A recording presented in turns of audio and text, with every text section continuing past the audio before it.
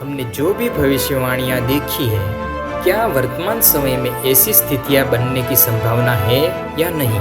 इस तथ्य को जानने के लिए यहाँ हमने सभी समान भविष्यवाणियों को एक में संक्षेपित किया है और अंतर्राष्ट्रीय वैज्ञानिक अनुसंधान अध्ययनों और रिपोर्ट के साथ इसकी पुष्टि की है। और हम जानेंगे कि किन कारणों से वर्तमान समय में पर्यावरण पहले जैसा नहीं है। आप सभी को नमस्ते। मैं धर्म सिंह नीनामा आपका स्वागत करता हूं। धर्म, विज्ञान और तकनीकी के साथ मानव नाम की सीरीज में। दूसरा, सभी चुनौतियां और उसका स्पष्टीकरण। यहाँ हमने सभी भविष्यवाणियों में से खाद्य संसाधन, पृथ्वी की सतह और मौसम की परिस्थितियां से जुड़े वाक्यांश को अलग किया है। चुनौतियों का स्पष्टीकरण। इस अंश में हम समान भविष्यवाणियों को इकट्ठा और सारांशित करेंगे। यह हमें होने की संभावनाओं को दिखाएगा। 2 स्टार, पौधे और पेड़ आकार में छोटे हो जाते हैं।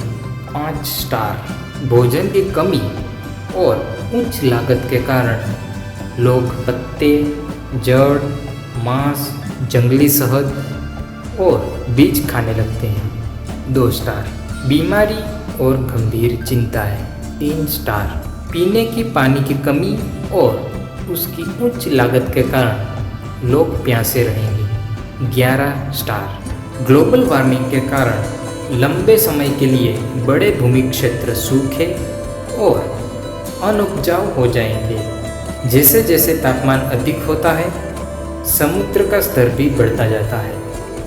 8 स्टार, ऋतुओं पर कृत्रिम नियंत्रण उसमें अनियमितता के रूप ले लेता है और कहीं कहीं बिजली की आंधी, बाढ़ और हिमयुग की स्थिति के साथ शीत, वायु, हिमपात और वर्षा का कारण भी बनता है। 7 स्टार, भौगोलिक परिवर्तन के कारण प्राकृतिक आपदाएं जैसे ज्वालामुखी विस्फोट, तूफान, भूकंप और सुनामी आते हैं। 2 स्टार, प्राकृतिक आपदाओं या मानवीय अनुशासनहीन कृत्य के कारण वायु प्रदूषण और धुआं।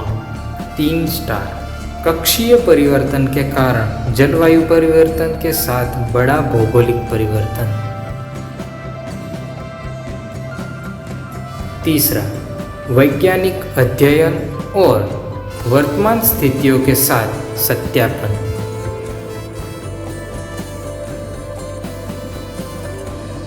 खाद्य संकट, यानी एक समुदाय के पास अपने या अपने बच्चों के भरण पोषण के लिए पर्याप्त भोजन नहीं होने के कारण कुपोषण की उच्च दर स्थिति।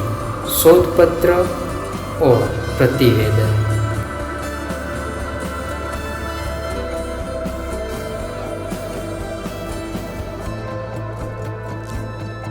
अम्ल वर्षा, अम्लीय घटकों के साथ वर्षा का कोई भी रूप जैसे कि सल्फ्यूरिक या नाइट्रिक एसिड जो गीले या सूखे के रूप में वातावरण से जमीन पर गिरते हैं। इसमें बारिश, बर्फ, कोहरा, ओले या अम्लीय धूल भी शामिल हो सकते हैं। शोध पत्र और प्रतिवेदन।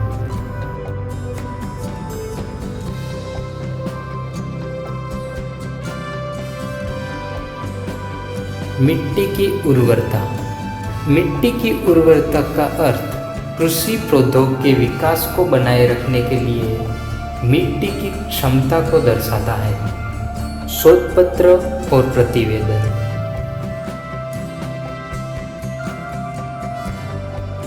समुद्र स्तर का बढ़ना।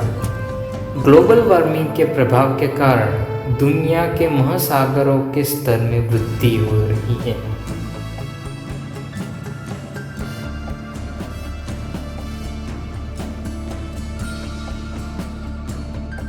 पानी की कमी। पीने लायक मानक पानी की मांग पूरा करने के लिए मीठे पानी के संसाधनों की कमी। शोध पत्र और प्रतिवेदन। Global warming. ग्लोबल वार्मिंग यानी ग्रीन हाउस गैस के कारण पृथ्वी की सतह और वातावरण के तापमान में वृद्धि। शोध पत्र और प्रतिवेदन।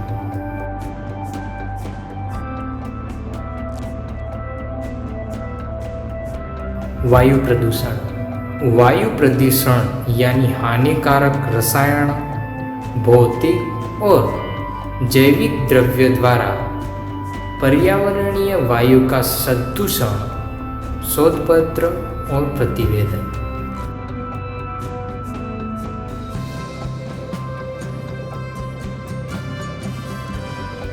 जलवायु परिवर्तन। तापमान में प्रमुख बदलाव और अनियमित मौसम स्थितियां। शोध पत्र और प्रतिवेदन।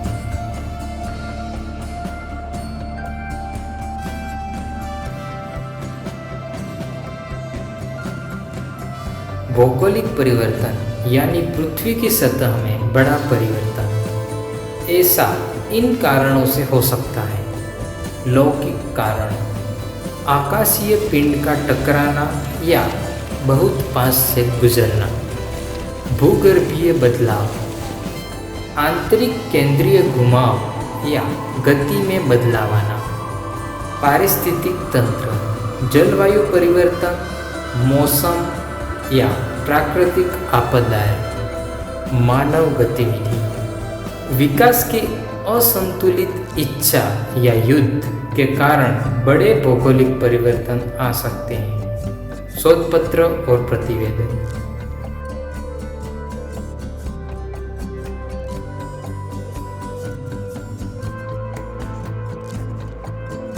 अर्थव्यवस्था।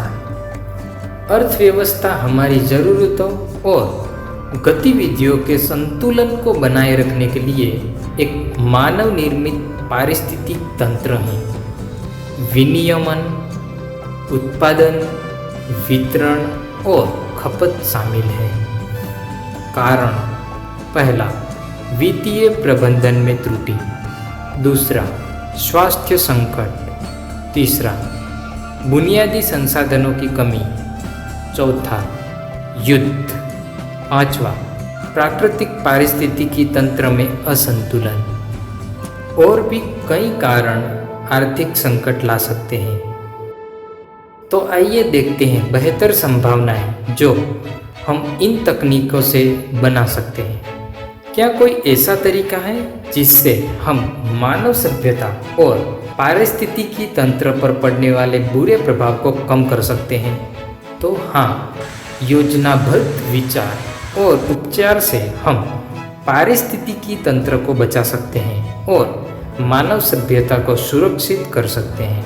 पहला, जेनेटिक इंजीनियरिंग। दूसरा, चुंबकीय क्षेत्र। तीसरा, बिजली। चौथा, कंपन। पांचवा, पवित्र लहरें। छठा, उर्वरक। सातवां, प्रकाश। आठवां, वायु आपूर्ति, आर्द्रता और दबाव। नौवां, भौतिक अनुकूलन। 10वां, हार्मोन और अन्य आपूर्ति। 11वां, सहवास।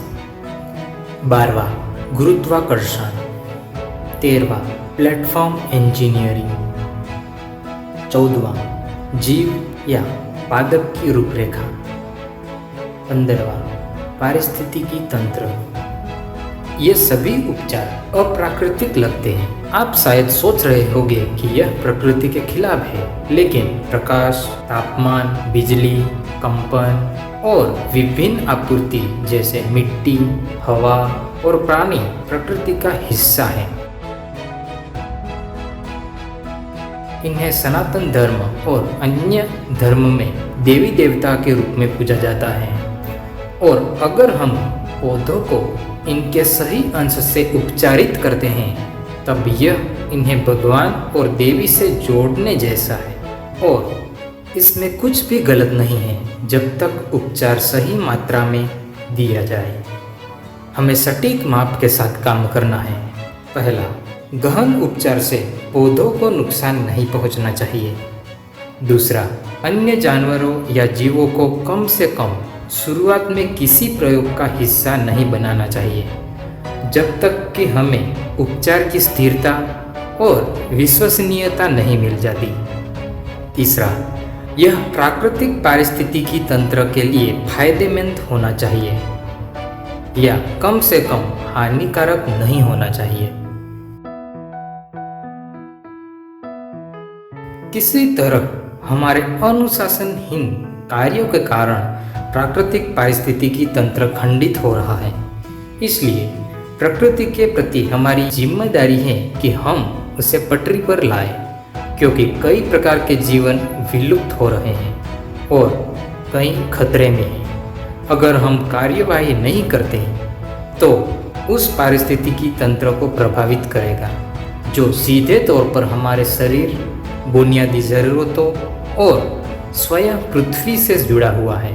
क्योंकि जिस प्रकार कंप्यूटर, वाहन, हवाई जहाज और जहाज को सफलतापूर्वक संचालित करने के लिए उनके विभिन्न छोटे पुर्जे जैसे मशीन, मोटर, पहिए, रोबोट, सॉफ्टवेयर, सूचना, अनुकूल वातावरण आदि की आवश्यकता और भूमिका निश्चित समय पर सही मात्रा में होती है, इसी तरह विभिन्न अंग हमारे शरीर के कामकाज में योगदान करते हैं। और इसी प्रकार पारिस्थितिकी तंत्र को चलाने के लिए विभिन्न वृक्षों, जंतुओं, जलचरों की ऊर्जा, किसी विशेष स्थान पर उपयुक्त तत्व, शून्यता एवं शक्ति तथा इन सभी के संतुलन के साथ साथ विभिन्न ब्रह्मांडीय पिंडों की ऊर्जा की आवश्यकता होती है। इसलिए यदि हमारे द्वारा कोई असंतुलन पैदा हो गया हो जिसे बचे हुए संसाधनों, भौतिक और आध्यात्मिक क्षमता से संतुलित स्थिति में वापस लाया जा सके तो हमें प्रयास करना चाहिए। यद्यपि प्रकृति स्वयं समय समय पर प्राकृतिक आपदाओं के माध्यम से स्वयं को संतुलित करती है, लेकिन यदि हम इसे ठीक कर लें तो कम जीवों को नुकसान होगा और उन्नत मानव सभ्यता का विकास इतिहास व्यर्थ नहीं जाएगा। यानी फिर से विकसित सभ्यता बनने के लिए समय नहीं देना पड़ेगा और अनेक देवी देवताओं, विद्वानों, श्रमिकों और अन्य प्राणियों का योगदान व्यर्थ नहीं जाएगा।